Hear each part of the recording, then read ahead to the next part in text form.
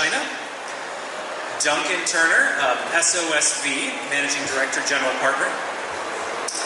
And then Dr. Liu, CEO of TechNode. All right, is this an extra mic or is this yours? Okay, I'll give you your.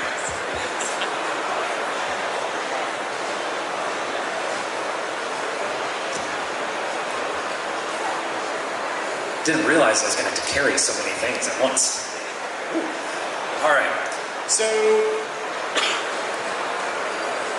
all right, we'll just go down the line. So real quick, guys, I'm Kyle. I'm the co-founder and chief labs officer of ReadWrite Labs. We're a company, both an accelerator and media company based here in Hong Kong, Shenzhen, and San Francisco, working with companies around the world to help accelerate their growth, whether it's strategy, expansion to new emerging markets, along with providing them exposure through media and data as well. And then to my left, Dr. Liu, would you like to introduce yourself and tell us a little bit more about TechNode? Okay. Hi guys. I'm Gang, born in China, Lugang. I'm founder of TechNode. I'm also managing TechCrunch in China. TechNode actually, I started TechNode as my personal blog like 10 years back. I managed to turn my personal hobby into business. So TechNode from our personal blog to our media, now it's more than media because we said like TechNode is more like an innovation platform because we do media, we do events, and this year we're also we're going to do more on data, and also from China we want to do more in Asia as well. So we are trying to build our own like kind of startup ecosystems to help even startups all across China and even across Asia. Thank you. Awesome. Duncan. Hi everyone.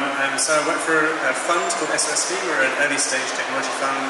We're very small, $150 million. We invest in very early stage proof of principle, but pre-market companies. So ones that have basically kind of proven that they've got technology but need to get to market. Most of our investments are in hardware and life sciences. I just deal with all the hardware, so that's through a program called HACS, based in Shenzhen. It's kind of, we started it around 6 years ago, really just to enable companies that didn't really understand how to access China to be able to kind of prototype fast and then get their manufacturing supply chain sorted before they launch. Alan. Hello guys, I'm Alan. I'm from PCH. We are a hardware services platform, so it's end-to-end concept to consumer with a focus particularly on connected hardware devices. We're an Irish company, but our primary locations are in San Francisco, where we do early stage design development, maybe the first round or two of prototyping, and then in Shenzhen, where we've been for about 20 years, where the focus is primarily on DFM, for design for manufacture, NPI, new product introduction, and then ramping production and getting the product into distribution channels. So essentially all the way from very early stage sketch in a napkin, all the way to the consumer. Caspar. Hi, yes, Caspar, co-founder of ProductIP. The IP is information platform, not the IP on a product. We help companies that put consumer products on the market, non-food, to figure out what are the complete set of requirements they need to fulfill. And we do that web-based. We have 12,000 companies connected in the last 8 years. The first challenge is to figure out what the requirements are in the various countries. And the second challenge is to collect the evidence. So we connect supply chain in the context of the requirement list so that evidence flows effortless to them. Very nice. So everyone in the audience, just heard everyone's introductions from media to investments, hardware, manufacturing, IP, and the like.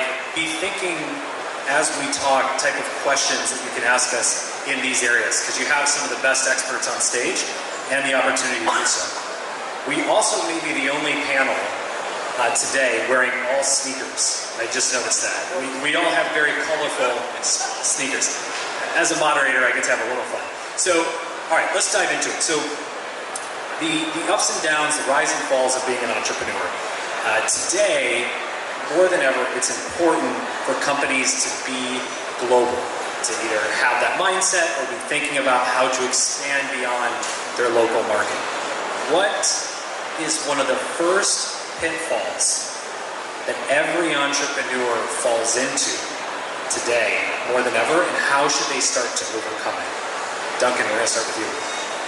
So, first pitfall, like the number one thing everyone always asks is like, how do companies fail? And everyone is I think when they ask that question, expecting us to say something about IP or about technology or about something to do with the hardware, and actually really not. There's one thing that always crushes a hardware company, and that is founders disagreeing on something. That's literally the number one reason for any startup that we've ever invested in failing. Counts for probably about 70% of the failures, 50% of the failures. Founder disagreements. Founder disagreements, yeah. And really, the only advice I can give is don't start jumping into a company without actually really having a heart-to-heart with all your founders and figure out, okay, do we really want to do this? Is there something about this that really we're passionate about, rather than us just trying to make some money? If you want to make money, don't do a startup. You're very unlikely to actually get any money from doing it. Much better to go and get a job. But if you're one of those people that's kind of passionate about changing something in the world, then chances are, as a side benefit of doing that, you'll make a shitload of money. You're absolutely. I called out our tennis shoes. So you're absolutely right. You'll make a lot of money. But it's just important not to have that as one of the things that's guiding you. Because it will start greed, things will change, and then if you don't have a true north of that, and it's just money and the money's not coming, everyone will start to fall out. So Alan, same question for you. What are you seeing from the PCH side? So you guys have been around just as long as we have as an accelerator, along with Hacks, but you also do that manufacturing from beginning to end. What is the number one pitfall you're seeing entrepreneurs experience?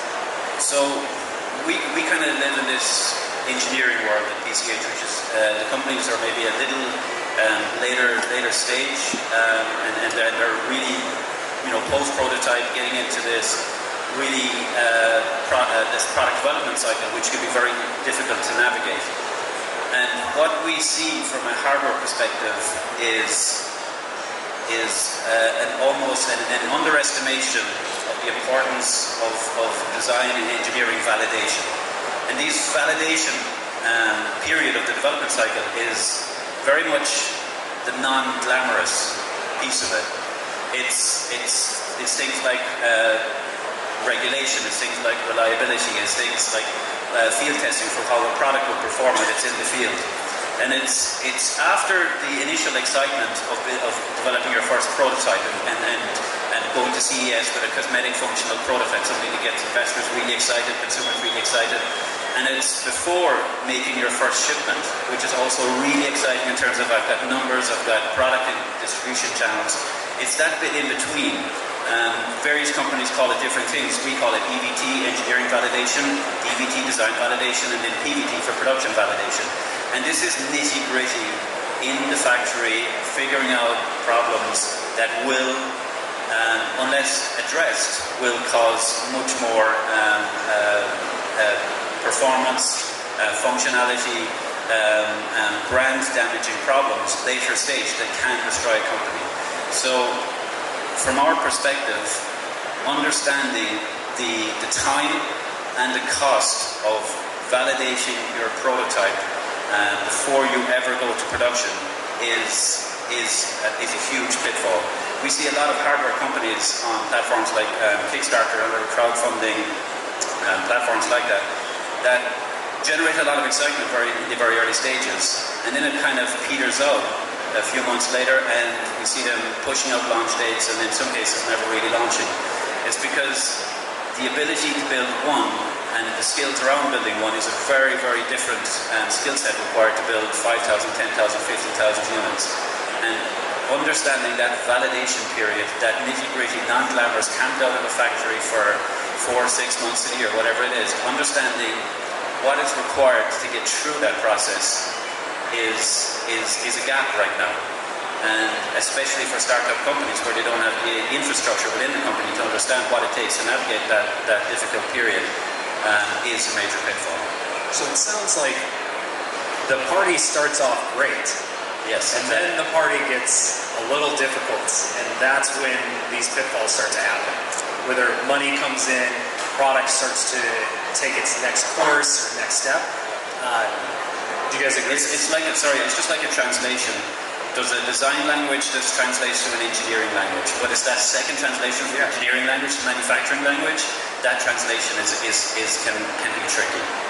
Yeah, I totally agree with that. And I think one of the biggest problems that startups have is, number one, that almost always trying to create something which hasn't been created before, right? So often you just don't know how long that period is.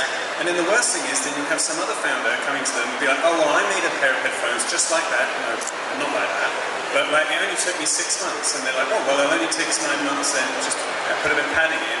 And then they start to realize, no, I'm completely remaking an acoustic chamber from scratch. Exactly. I'm doing my own custom drivers. Suddenly it takes 2.5 years. Exactly. And it's really just, I guess, a case of hardware startups who are inexperienced, and then they don't really listen necessarily to the worst case scenario. They always have the best case scenario in their minds. Yeah, it's true, and it's not even limited to startups. You know, I mean, you see large companies with high-profile product failures because of stack-up tolerance, it wasn't correctly calculated, whatever it is. It's a rush to market. So I want to get your guys' opinions on this in just a moment, but I'm going to hit you guys with one more question, Duncan and Alan. So 3 of us have all run accelerators. We've all been highly involved in companies. When you meet a founder, because we've seen these pitfalls, right? We've seen what makes a successful founder. Some of it's just luck. We've seen what can kill a company.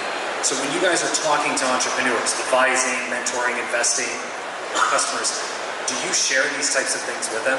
Do you tell them, this is great, but you need to not do this? Do you guys ever have those types of conversations, and how do people react? Yeah, and funny enough, that's exactly what I think good mentorship is, which we just said, which people often get wrong. So bad mentorship to me is like, you should do that.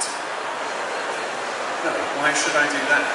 Because I think so. Well, who are you? I mean, as a mentor, you know, a good startup will actually look at any mentor that they've got and be like, has this person done this before? Or are they just talking? Because they've got nothing else to do. Which you do get is kind of endemic problem within mentors. But what is really good is mentorship is saying, hey, like, I don't know what you should do, but like, I've got a bunch of experience that I want to give you about things that I don't think you should do because this is how it happened in the past.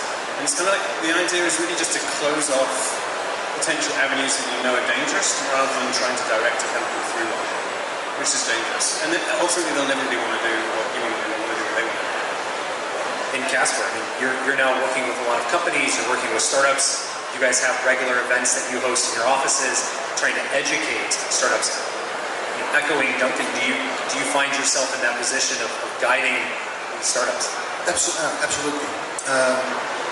Because many of those great ideas are actually feasible to be realized. But what we do see is that they start from the functionality of the product. And they forget that the whole world out there has a very complex regulatory framework, which you can understand because it's just written in English, but you need to have access to it. And that means sometimes that you need to tweak your design. For example, people forget that products need to be recyclable. They're looking at making, but they're not looking at the end of the cycle. But then they have made a complete design with enclosures that you cannot open, and then you're fucked up because you need to change your tooling. So it's better to take a little bit rest at the beginning. The excitement from Kickstarter is good, so the initial ideas are there, but then you need really to specify your product. I like your intrinsic driver, that's also important. The events are relevant because you need to be out there. You need to engage with your potential customer. So trade shows are great, even if you just have an idea. If you cannot explain to somebody that you have never met, that's the best pitch. What it is doing, or you cannot even express it via a simple board behind you, then you're already in trouble. So you need to learn to communicate. I say the common theme, 1, 2, 3, is all about communication. Whether it's between founders, it's about your product, and now about your company as well. Which brings me to you, sir. For your answer to the question, so we're seeing these startups, and you're seeing a lot. I mean, you're based here throughout China, and you're covering a lot of companies, you're hearing about the rise and the falls, what are you seeing as one of the pitfalls, even potentially beyond communication? Yeah, I think I agree with all these speakers' points. Maybe I can just add like 2 more points from not from investor or incubator point of view, one from user point of view, the second from media point of view. I think the user, actually for me, I'm doing media business, but actually I did my PhD in computer science. So like deep inside me, I'm really geek. I love engineer. I love, because my first job is developers. But I think from user point of view, because we watch lots of startups, especially for those like so-called technology-driven startups. I think what happened, actually it happened this morning when we do the competition, is like the lots of, especially in IoT like kind of sector, there are lots of companies or startups they are funded by engineers or developers. But I think in Pitfalls we found a couple times like the founder they think well, we believe technology can change everything, but so they develop the product, they think they can solve something, but actually from user point of view it doesn't make sense. I think that what happened this morning is like the green stuff. I think for me it's like IoT ring. I think I'm going to buy it because it's really cool. But if you tell me use a lot of technologies, you tap on the ring, you can call someone or can do something. I mean, why? I have a phone. I'm going to use the phone anyway. So why I need a ring? So I think for engineering, for IoT startups, sometimes is you have to work as engineer, but you cannot think as an engineer, because you have to think from user perspective. And the second point from media perspective, I think especially in China, I think if you do startup in China or you want to touch at the Chinese market, I think you have to be aware. I think it happened loads of times when because the ideas can be copied by many very quickly. I think who going to win the battle actually is not, I think at the very beginning, technology is the key. But who's going to win in the end, actually it's not technology, it's the market, it's like fund reading capabilities. So you have technology which is good, but don't really think you have everything only because you have technologies. So you have to think all the perspective. That's a great point. And for context, this morning, we were judges in the startup competition. So we got to see 10 very unique startups who are demoing today present, and a lot of lessons presented. So our panel right now is a very global panel. All of us are from different places in the world. We've all started companies or again worked with companies. If you had to start a business today, Duncan, I can't wait to hear his answer. If you had to start a company today, where would you want to go? Where is there more opportunity than anywhere else in the world to really kickstart your company? Duncan, I'm going to save you for last. Alan, you're up first. Well, I mean, I think the nature of any new company in this day and age is going to be global. So no matter where you are, if you're not a global company, especially getting in the technology space, then you're not aiming high enough. Personally, I have been in this part of the world for the past 12 years. It is the most dynamic, most exciting region in the world. It's growing so quick. Obviously, Shenzhen, just across the border where I'm based, is probably one of the most dynamic, fast-paced regions of the world. And from a hardware perspective, regardless of where your company is, you need to have an interaction with that part of the world and the Pearl River Delta in general. But so the short answer is, from my perspective, is over here. Okay. But regardless of whether you're here or not, just for reference, we're focused primarily on hardware. Irrespective if you're based in this part of the world or not, understanding this part of the world is absolutely critical. The days in which founders, designers, engineers felt that the opaque nature of a China supply chain was an acceptable feature of your business. Those days are gone. To think about a product being built in China whereby the entire supply chain is not fully well understood, not very well fully managed, and relationships not being built is very detrimental to the success of your company. So I know the question is about where to set up the company. And I'm talking about from a hardware company, as long as you have a very strong connection with this part of the world, which is critical in any hardware technology company, a very strong connection to this part of the world, understanding exactly what your supply chain entails. And I'm not talking about tier 1 suppliers, I'm talking about tier 2, tier 3, tier 4, into sub-suppliers, into sub-assemblies. Understanding where all of your product is coming from is absolutely critical. So you can start your company wherever you want, as long as you understand where your product is coming from. That's where the strength is. It's not necessarily about the specific location of your company, it's how well do you understand your supply chain. You have to name one city. Yeah, you jumped ahead 3 questions. You just finished the panel for us. Shenzhen. All right, well, we got one answer. All right, Caspar, you're up. Yes, you need to know where it's made and how it's made. But I think you need to be there where the decision maker will be in your supply chain. If your product will be your brand, then you need to be there where retail is. Right? Yeah. If you're OEMing, if you just make for somebody else's brand, if you would be selling it on a trade show, that's actually the wrong place. Because this means that any brand can buy it. If I would be here during this trade show on the one brand, I probably would be in the Horizon Club floor on the Shangri-La Hotel. Because that's where the decision makers is. And the company I used to work for was doing OEM, and we were in the electronics. And we had the opportunity to be on that time the Chicago Hardware Show, which was later the Las Vegas Hardware Show. And we opted not to have a booth.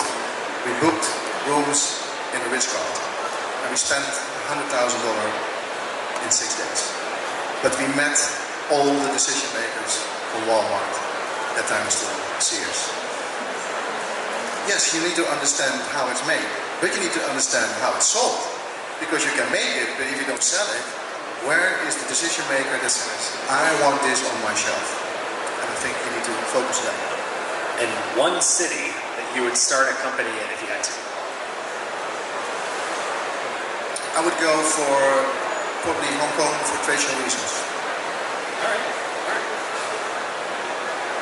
Dr. Lee?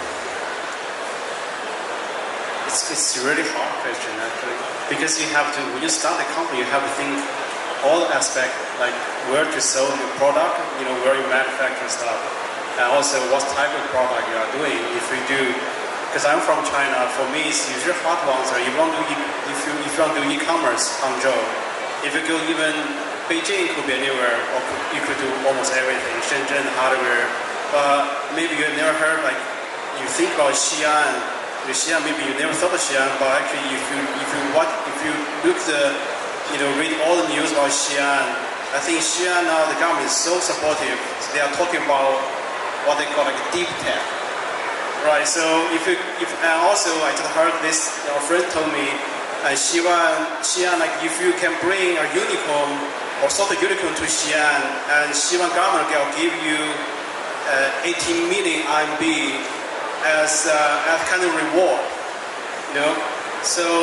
So I don't know the answer, but like if we talk about IoT, for sure Shenzhen.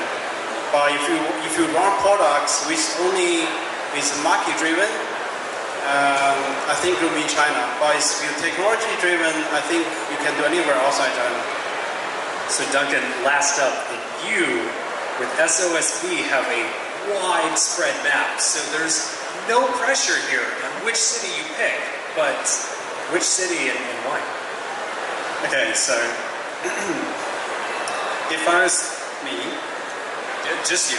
Just me. So I cannot transplant myself into a local in that area. Cannot. Okay, then I can't choose Shenzhen. I would have chosen Shenzhen. Like, I actually think the next successful entrepreneurs are pretty much all going to be from China, educated in the West for a little bit, and then move back to Shenzhen, and then they start a company there because they've got access to capital in a market which is going to be the biggest market in the world. And they just everything is just laid out for them. You know, we're actively investing in them. They're fantastic at leveraging ecosystem and technology. They're the ones. So it's very difficult to compete with them. I wouldn't want to put myself as a Western person in there to compete with them. So I'd have to go to San Francisco. The reason I go to San Francisco, even though I constantly publicly diss the place, is it does have the best access to experienced entrepreneurs in the form of investors. And that's really what you need as a company. I don't claim to know everything about what we do. I know a little bit about the first part of investing in companies, but even I don't know about growing a company to a $200 million status. And I believe that in San Francisco you get access to the rest of that. Plus it's a nice place to go cycling, there's some beaches there. You know, there's all those things you really need as a hardware founder to actually make yourself feel like a real person. Shenzhen also has those things, by the way. I was waiting for that second part right there. So, hands down, minus Duncan's second thought, China was the #1 place. Yeah. So with China being a place that we would all start businesses, because I would put myself in the same answer. Why China? Beyond largest market, beyond suppliers, why come to China? Dr. Liu, you mentioned government benefits.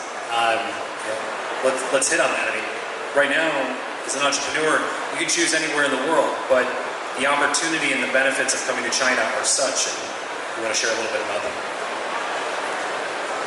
It seems I'm the only Chinese, right? So I have to say something good about China. Yeah, why China? Well, okay. Yeah, why not China? Well, because I think the government is getting more and more supportive. I think they've been simply when we talk about Chinese government, I think it's simply doing or simply supporting for many years. But I think now, it's getting much better because they started to understand how startup works, which is a good thing. And also, I think at the minute, because when we watch the trend, it's really happened is either 5 years, 10 years before, everybody complain about China because everybody is telling you the same stories, copy C2C model, copy to China. But what's happening now, well, not that much, but we're talking about copy from China. Like in Facebook, copy from, WeChat, and especially like South Asia, like if you noticed, and more and more Chinese investors going out to South Asia, they are looking for deals. Why? Because they believe if they can find a local startup, even the local market is small, sooner or later the Chinese BAT or Chinese unicorn will go South Asia to buy, to acquire, or to invest in all the startups. I mean, it's good exit for VC. And also backwards, the more and more startups come to China 5 years, 10 years back, they come to China only for market. But now it started to change that they come to China not just for market, they also for fundraising, for capitals. So yeah, because if you have the population, you have the potential user base, you have the capitals, and also on the technology part as well. Before we say that China is market driven, there are no technology companies really happening in China. But now you see DJI, maybe Xiaomi, maybe some others like Huawei, of course. So you see more and more technology driven, and China become more like technology focused. So now you have the kind of base for technology as well. So AI, blockchain, they're really taking lead from China. So yeah, for China. So Duncan, I mean, you guys are based in Shenzhen and throughout China. What are some of the benefits or opportunities for a company coming here, whether it's through Hacks or China Accelerator or any of the others? Why else should they come here? What are the opportunities they can get? For an international company, right? Yeah, so when we first started out, it was just about supply chain. It really was. It was about kind of helping them to understand supply chain, helping them to prototype really quickly. A hardware company basically is defined in its innovative capability by the number of iterations they can do on a prototype. So, if you try and do that in America or the UK, where I'm from, it's a disaster. It takes like months to get prototypes done. Whereas in Shenzhen, you can do it in literally days. What takes a month can literally take a couple of days there. So that still is there. The interesting thing is manufacturing is like net is much more cost efficient for a startup, but the actual price isn't that much cheaper. And it's something which is kind of misunderstood by people. They're like, well, I can kind of get the same price in America. I'm like, you can, but that'll take 6 months. And how much is your monthly burn? Your monthly burn is like $50,000 to $100,000. That starts to then increase a huge amount of expense into your business, which you haven't really accounted for. So really, the advantage to the Western companies that I talk about is not cost efficiency, but speed efficiency. And then also, we're investing in global companies. And any company that does not have a China strategy, and it's missing half the globe, particularly as an early stage company. And that's something that you just have to embed into them. And a lot of people also have misconceptions. Nobody here will have these misconceptions that you're all here now. A lot of people coming here for the first time still have some crazy misconceptions about China being a copycat place where it's cheap labor and dirty manufacturing. Get here, and then suddenly their opinion completely changes. And then a lot of them actually, particularly in the robotics space, actually find that China is the best first market. So the Chinese government, let's not dwell on it, but like the Chinese government, one of the amazing things that I think they've done is they've just been very clear about a plan for automating manufacturing. And that is great for robotics companies. Any robotics company, there's not going to be one robotics company that automates the whole of China. There's all individual specific needs for robotics, incredibly high value there, and Western and Chinese startups can capitalize on that.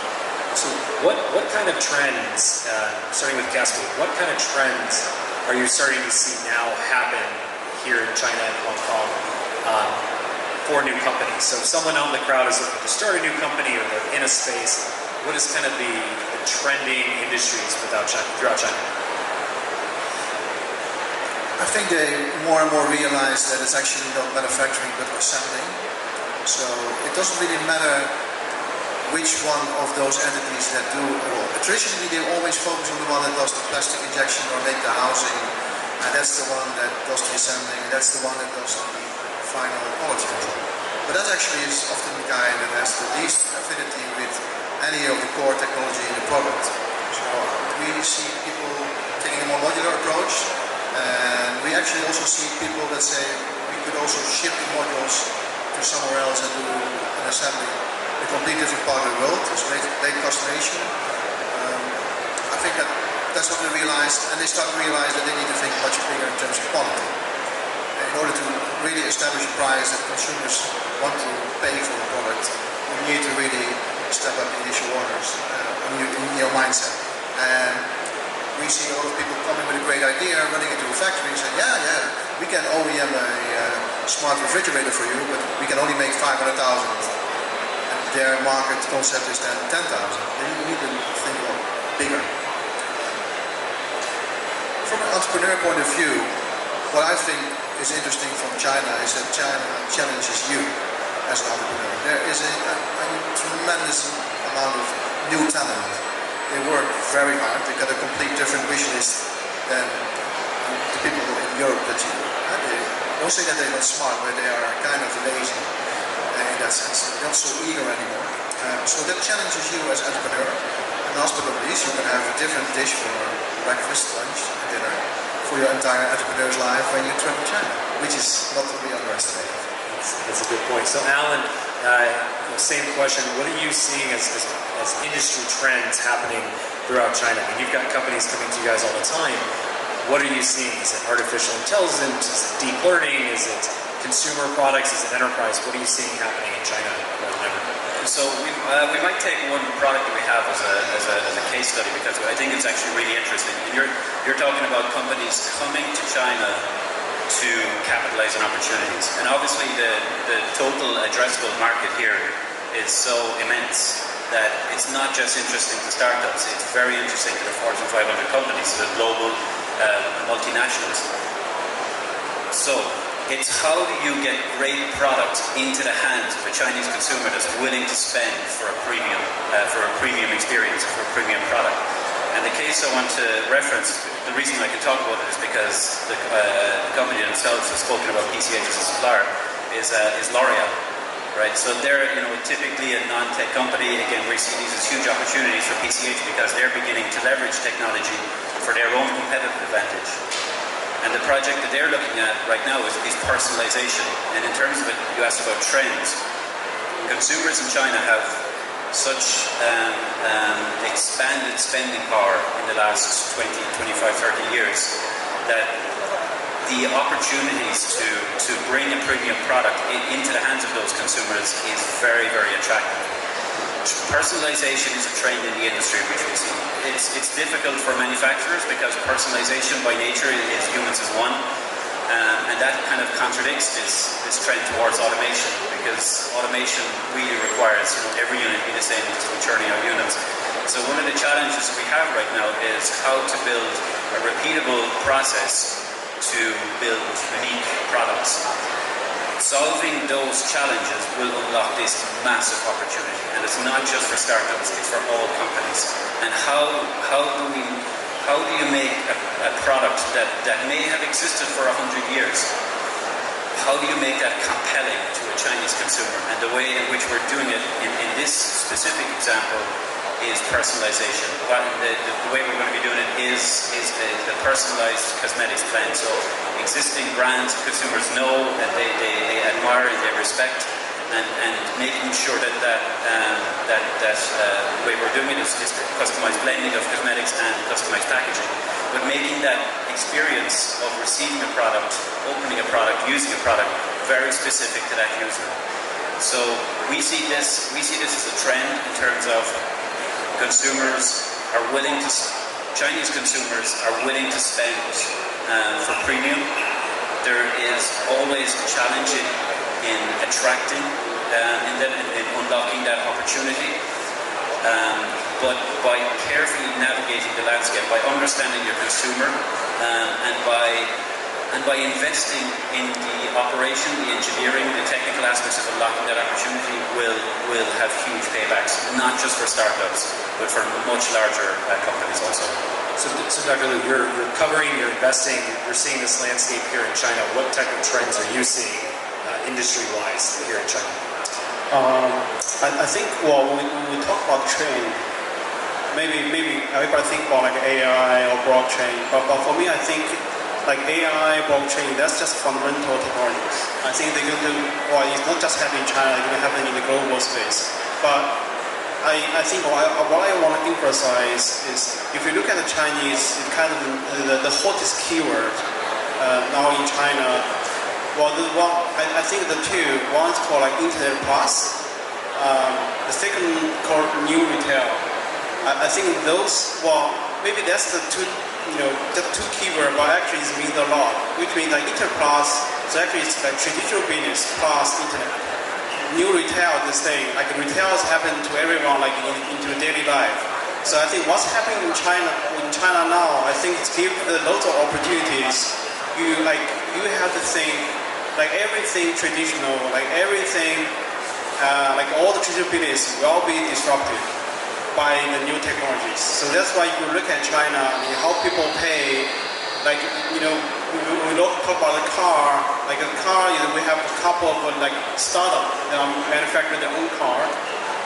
Even like, if you look at all so now in China, I think, I can't remember the name, the one cafe is like, they try to compete with Starbucks, but they don't really have the physical space. But basically, just your mobile phone, you can order anywhere, in the city. They're going to deliver your coffee.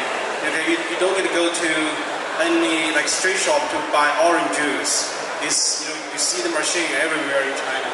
So I think in China, the biggest trend is think about the traditional business and how to use your technologies to kind of to disrupt it. I think there are lots of opportunity for everyone. And last question, and then we can take a few questions from the audience. But I'm gonna start with you, and Duncan, I'm gonna end with you. So as an entrepreneur, as a founder, having a business here in Asia, Hong Kong, and China specifically, things move incredibly fast. So fast. how do you stay relevant? How do you as a founder, as a company, stay relevant and stay ahead of your competition as things are moving so quickly? The first? I'll go with Alan. I caught you off guard on that one, so we'll throw Alan under the first. It's a tricky one, right? Because, you know, it's all about skating to where the puck is going to be, as opposed to where it's about never resting on your laurels. So the company I worked for was founded 20 years ago by an entrepreneur who came over here with $20,000 investment, and he hasn't been comfortable since. It's about constantly evolving, and it's about constantly trying. It's never being comfortable with your success. You know, I've seen the trajectory of the company and how it's grown over the past 20 years, and we've been involved in some very high-profile product launches. Anything involved handheld devices that has come out in the last 15, 20 years, we've had some degree of involvement with it, and they have been really exciting times for the company, because a lot of what we're rewarded by is by shipping volume. And these guys that we work with, they know how to ship volume. But that's when, at each phase, our founder, the entrepreneur behind PCH, made these changes. And they've been in 5-year cycles, and it's been complete changes. You know, we're an Irish company, but immediately we found that Shenzhen was the opportunity. 5 years into the program, 5 years into the company, there was a big change where we went away from supply chain management into design engineering. What we found was, as we were becoming more involved in design engineering, we needed to be in San Francisco because, as Duncan mentioned earlier, there is so much, there's such an infrastructure there from an investment community perspective, from a knowledge, from a growing company perspective. We needed to be there. The times in which we made the changes to the company were the most successful periods of that company. So it's the ability to take a step back, to refrain from patting yourself on the back and congratulating yourself on success, and understanding what it took to become successful and what it's going to take to get to the next level. So it's resting uneasy is the key, I would say. So always be on the edge of your seat. So Caspar. Yeah, we are although it's about consumer goods, we are in a business-to-business environment. And I think it's one of the pitfalls of those entrepreneurs is that they stay indoors. And it's not there where it's happened. It's there where you have to realize and achieve your goals. But where it's happened is outside. I think it's important, especially if you are in a business-to-business environment, even if you have consumer goods, your customer is probably a business and not directly a consumer. Identify who are the early adapters and try to stay as management in contact with that management. If you know where they are heading, then you know if they are willing to be start up better projects. We have 35 people, a team in Holland, Germany, Hong Kong and Shenzhen. We dedicate our Friday afternoon for innovation.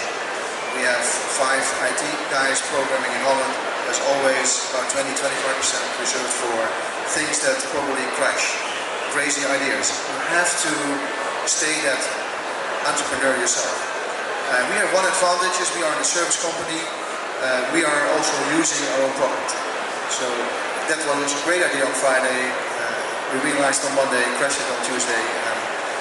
But you have to continue to develop, and actually you need to be in touch with the market. Go out there, talk with your customers, let them destroy your ideas, and continue to develop. So always be on the edge of your seat. Be in touch with your customers. Get outside of the office now and then. Now you're up. Ready? Yeah. Okay. I think, I don't know if it's a good answer, and also maybe it's easy to say and hard to do. I think for me, actually I'm telling myself every day is, first you have to be aggressive. I think if you see the China, I see the couple of Chinese startups, they are so aggressive. like they are, for example, there is one company called like Camera 360. It's just like it's like Instagram. They're based in Chengdu. Maybe nobody know them, but they have 3 million active users just in Thailand. But the founder don't speak English, and they never been to Thailand. But they are so, but they just say, okay, when they see the signs, let's go. They never thought about what's going to be, what's the result. If it's good, they don't really care. I think you have to be aggressive. I think that the biggest kind of difference I see between like a Chinese startup and also the international startups is so aggressive. Even you don't really know where the confidence come from. I mean, they just won't do that. The secondly, I think probably maybe for the Hong Kong startups, I think it's you have to open your eyes. It's like I was here. I really remember like I was first time I came to Hong Kong like 10 years back. I see I'm so impressed because the Bada tool, you can use like the simple card. You need a cash. You can go everywhere. You can take the subway. But now 10 years past, still Bada tool. And but in China we don't use car anymore, and we don't use cash anymore. But I found it's really difficult for me to take a taxi in Hong Kong because everyone asks me for cash. So, but you have to open the eyes to see what's happening, outside, Hong Kong. Be aggressive. Get out of the office. Edge of your seat. Duncan, round us out. Yeah, so kind of similar to Gum actually, but like I guess I'll put it in a slightly different way, which I would probably never advise anyone to do this because it's not sustainable, but whatever. Like pace, right?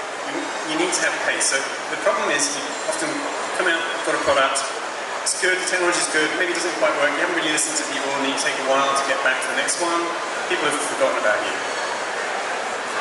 Can do, I don't advise doing this, but if you want to stay, because the question was not how do you be successful, the question is how do you stay in the minds of those who raise a shit ton of money.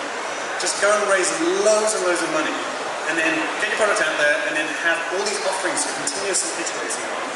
China is leading the way and showing us how to do that. There are no other work except for Magic Leap. I mean, does everyone know what Magic Leap is? Right? You all know Magic Leap. No? They raised like $3 billion. They haven't even shipped a product yet. But everybody knows, and about only 100 people have actually seen right, it. but everybody's heard of it because they raised a load of cash. And look at the OFO Mobile, $2.2 billion went into those two companies in the space of like 18 months. However, everybody talks about them, you see them everywhere in the world. That is a surefire way to make sure that you're staying in top of the minds with your consumers. Some of them might want you to fail, but you're going to be top of mind, you're going to be present, and you're going to be visible everywhere. It costs a lot of money to get your product out there. Particularly, and if you're a B2B company, nobody cares about it. It's not glamorous, unless you raise a load of money. And then everyone's like, maybe we should be paying attention to that company. So Duncan will cut you your first, second, or third check. Pace. So pace your conversations with him. But so speed and pace, being aggressive, sitting on the edge of your seat, and getting yourself out into the market. I couldn't say or add anything else to that because my experience as well in China, those 4 things have reigned true. So I think we're going to end a few minutes early. We're late. We're not sure, but wanted to turn over to you guys. If there's maybe 1 or 2 questions from the audience, I've got the first one. If there's maybe one more, take the time now to ask. We'd love to hear.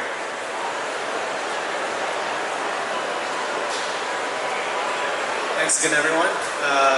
I love your advice, and I just wanted to ask, what do you guys think about dominating locally before globally? Because if I was based in, for example, Toronto, would I be inclined to dominate Toronto first, or should I be focusing on, like what you guys say, going to China and then doing that? Because there are a lot of benefits to doing it locally, because I know Toronto best, right?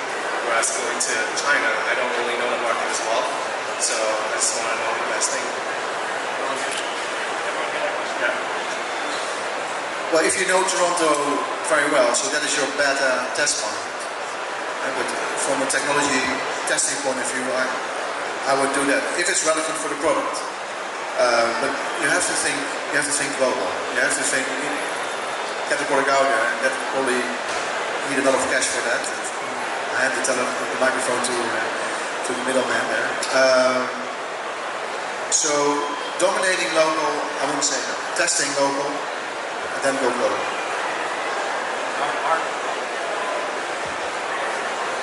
Our model very much is be global, think vertical, and act local.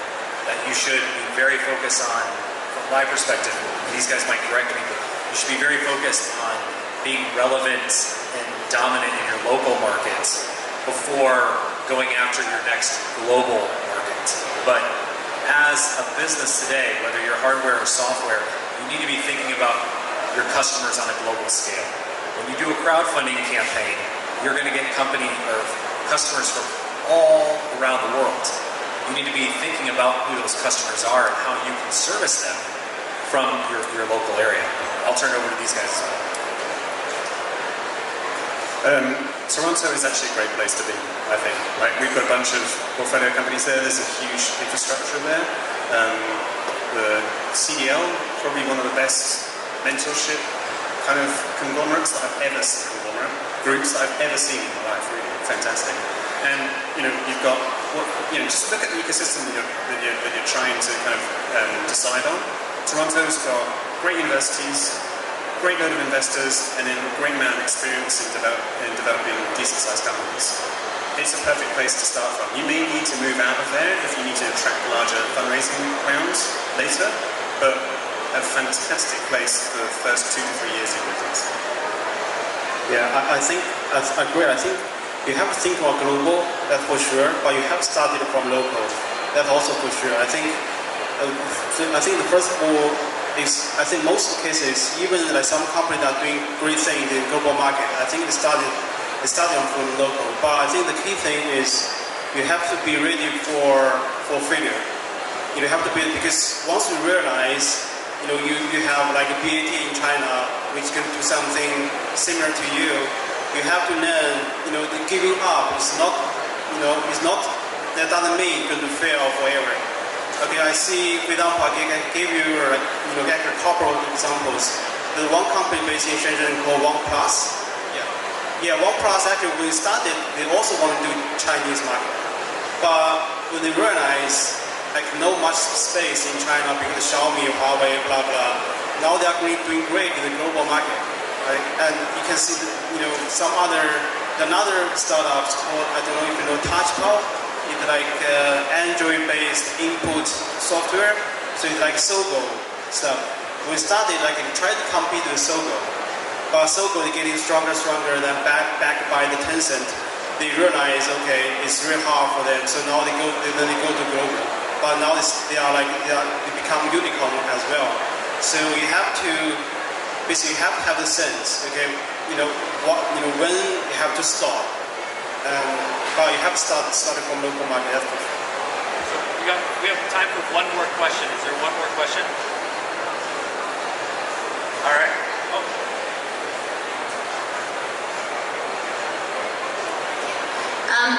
So loud.